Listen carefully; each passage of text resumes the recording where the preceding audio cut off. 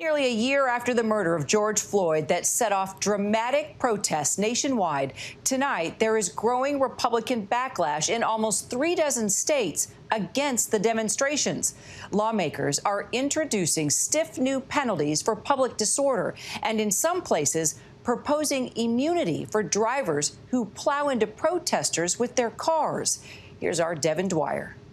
Hands up! Don't shoot! Hands up! Don't shoot! Tonight, the right to protest in the streets. What do we want? Justice! What do we want it now? Facing growing pressure from state Republican lawmakers. It is the strongest anti-rioting, pro-law enforcement piece of legislation in the country. And there's just nothing even close. So-called anti-riot legislation in Florida and nearly 36 states aims to crack down on public demonstrations, like those that swept the nation after the shocking murder of George Floyd in police custody last year. If you riot, if you loot, if you harm others, particularly if you harm a law enforcement officer during one of these violent assemblies, you're going to jail. The civil unrest in Portland, Oregon, and several other cities has become a fixation of many Republicans far from the scenes. Some now demanding tougher penalties for vandalism, harassment of police, and acts of civil disobedience. At least 90 bills targeting protests have been introduced across 35 states since last May. We haven't seen anything like this in our experience tracking these trends. And unprecedented in their nature and the extreme lengths they go to restrict and chill protest rights. Civil rights advocates say many of the new GOP bills challenge the First Amendment right of people peaceably to assemble, effectively reclassifying protests as riots and punishing innocent bystanders if even a few bad actors turn violent.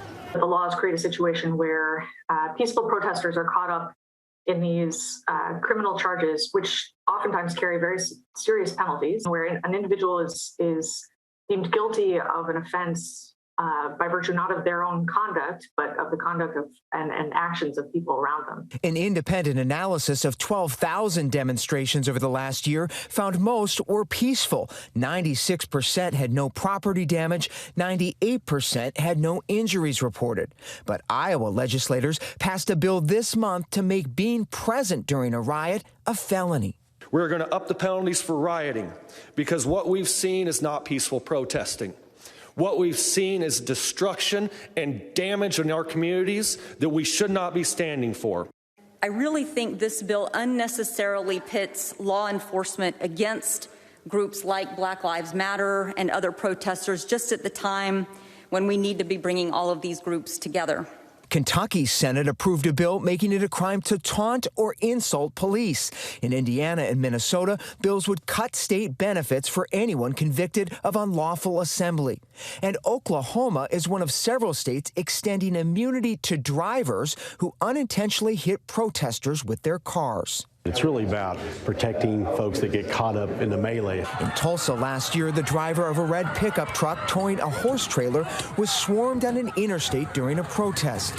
Several people were injured. The driver, who reportedly feared for his life, was not charged. They need to extricate themselves if they feel like there's imminent harm, and that's what the bill does. It gives them immunity to get out of the situation if imminent harm is there. To me, these are encouraging rioting and murder and mayhem in a number of ways. Susan Bro knows firsthand the danger of cars hitting protesters. In 2017, her daughter Heather Heyer was struck and killed by a self-described neo-Nazi on the streets of Charlottesville. There was no one around his car. He could not claim self-defense, although his defense in court did try it. While Heyer's killer is behind bars, her mother worries new immunity laws could encourage future car attacks. I know that Minneapolis and Seattle frightened a lot of people. I get that. I would have been terrified myself, regardless of which side I was on. But I haven't seen those kinds of riots and protests happen. And a lot of the places that are having these laws put in place now. The wave of protest legislation in part reflects our polarized political divide.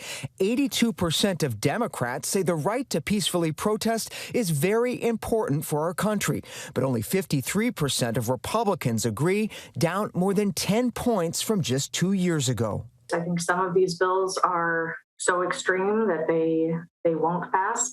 But it's also the case that more bills have passed at least one chamber of the legislature at this point than we've ever seen in prior comparable periods of in prior years. The Republican push drawing immediate legal challenges in court as one of the most cherished American rights, the right to protest and speak out, now a major flashpoint in our national debate. For ABC News, I'm Devin Dwyer in Washington. And our thanks to Devin. Hi, everyone. George Stephanopoulos here. Thanks for checking out the ABC News YouTube channel. If you'd like to get more videos, show highlights, and watch live event coverage, click on the right over here to subscribe to our channel. And don't forget to download the ABC News app for breaking news alerts. Thanks for watching.